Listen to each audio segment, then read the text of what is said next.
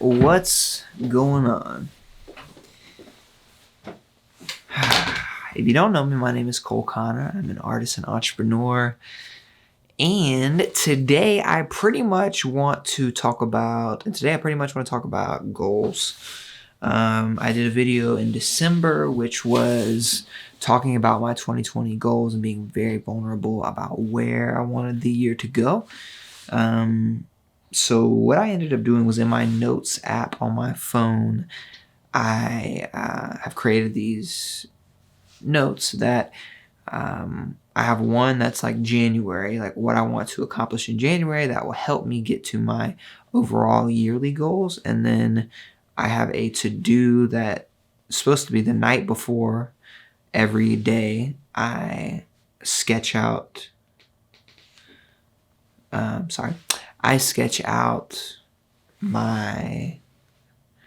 every night before the day, I sketch out the day, how it's going to look by the hour. And that has actually really helped me a lot. So this is what I'm looking at. I don't know if you can read it. But my focuses this month were creating an album, creating video content, and getting fit. None of those happened.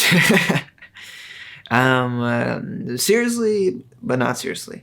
So for my personal brand, I wanted to finish albums, start creating music video, live performances, 5 outfit photo shoots, a 10 years video, which I did that, Cole Connor website, Cole Connor merch, weekly reactions, and TikTok research.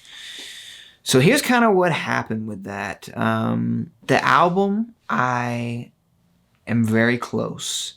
Not to like actually all being mixed, but I've got 12 songs right now. So that's really freaking exciting. Fucking exciting. Sorry, I did this podcast with my mom the other day and she started talking about cussing. So I'm trying not to cuss as much on camera, but whatever. So finishing the album is close. I feel like I might need 1 to 2 more songs. I got to get some funds right because we're about to move to LA. I don't feel like it's the best time to drop, 1 to 2 G's on music. Even though we might still, just depends on how much money we make. So we're trying to manifest that money. I did have a live performance schedule, but I bailed on it, which I talk about in Cole Connor Podcast episode 1. You can go check that out to see why.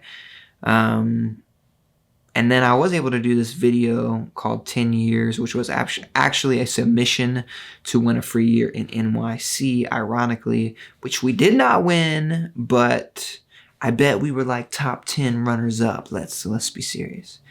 I kind of went away from TikTok and I haven't had time to do Cole Connor website and merch because I've been trying to finish the album and reactions. So I started doing reactions, if you didn't know. I did, and I just felt like such a cornball. Like, it was just incredibly corny, not gonna lie to you. Because you're just like, yeah. And if you diss the song, then, like people who are searching, like, don't really rock with you because you diss the song. It's just like a whole bunch of shit. So I just felt really corny doing them, so I can't do them anymore. But when I did them, ironically, I had one that got like 5,000 views, which was insane. But it just didn't feel right. I mean, I think I jumped up like 50 subscribers. Subscriber count right now is at 200. So it's like solid. But considering by the end of the year, I think I want to be at 75,000. I have a long way to go. But I think it's still possible. I've got to actually produce quality work. And that's what the 10 years video was for me. It was like a super quality video that told a story. In doing the reactions, I realized that that's what I need more of. I need more quality work. I need to feel good about what I'm doing and challenge myself as a videographer pretty much and storyteller. So I'm really excited about what the future holds as far as that goes. But right now I was only able to produce that one video. Really a lot of things changed from a personal standpoint. Weekly business, yeah. A lot of things changed from a personal standpoint and business-wise. Our business kind of fell apart a little bit in January. It was because team members that we trusted and like thought we were going to be okay ended up not being okay. So we had to like reevaluate a lot of things. So that really slowed us down, and slowed me down on like an internal level.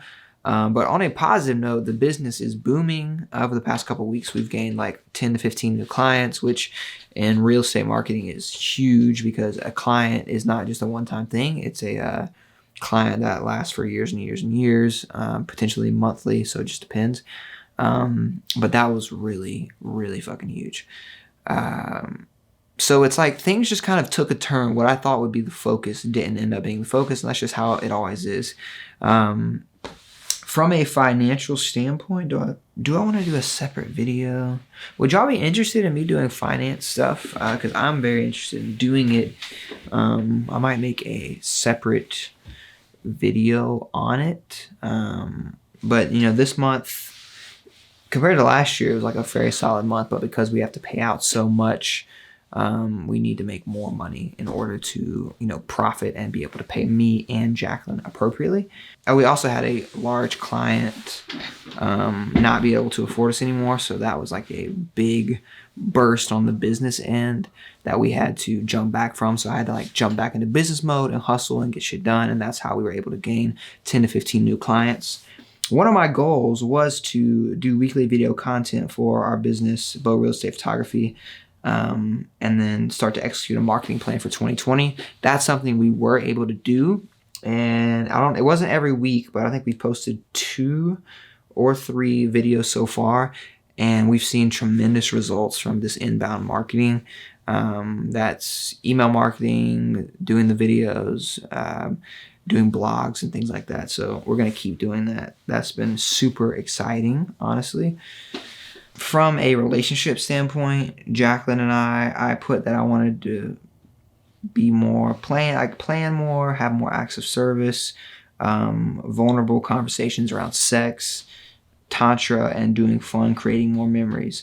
I'm not gonna lie, we weren't really able to execute on a lot of these.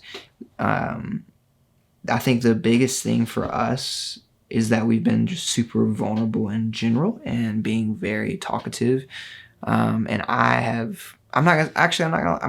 lying. Acts of service, I feel like I've been way more attentive to things that need to be done and trying to show her that I care about her by doing more things around the house, as little as it may be, but like washing dishes, helping her cook, doing things when she asks so she doesn't have anxiety or stress about it.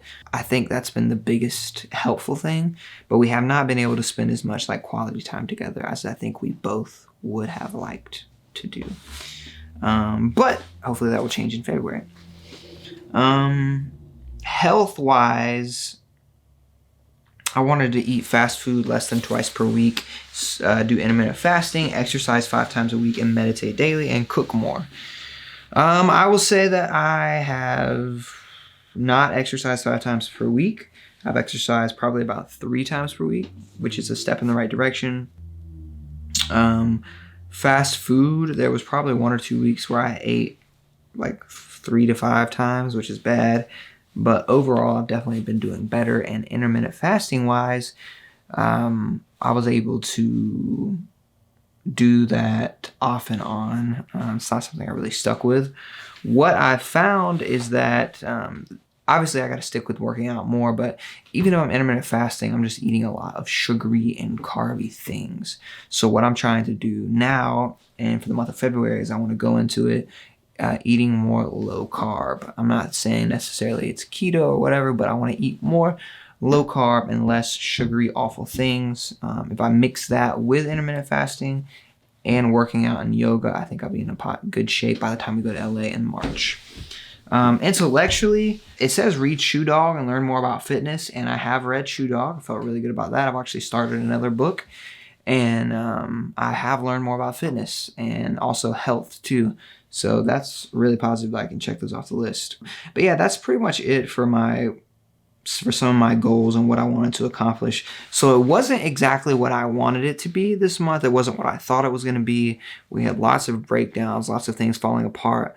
But I was able to refocus my energy on the business, on finishing my album, and on my health. And I think I gained a lot of clarity this month. And I think going into February, there will be some good things. I have a lot of ideas for content in February, but I'm also very nervous about actually being able to complete them because we are literally selling everything in our house and we are moving to LA and we don't know when we're going to come back. Business is still in Colombia. Just so you know, if you're a business person watching this, our business is still perfectly fine. We have 5 employees here in Colombia, so we are good to go. And we are even considering actually expanding to LA. It's a whole other conversation that I'm very nervous about because we are expanding that direction in general for creative reasons. So to expand the business out there, it could just be another overwhelming thing. But I guess it just depends on how fiscally how it would benefit us fiscally. If it could double our income or something like that, where we're not drowning and we already know how to hire people and we hire people over in LA, could be a really big thing. But I don't want to talk too much about this. This is just, I wanted to update y'all about my goals. I'm going to try to do this every month so that you can kind of see how I'm doing.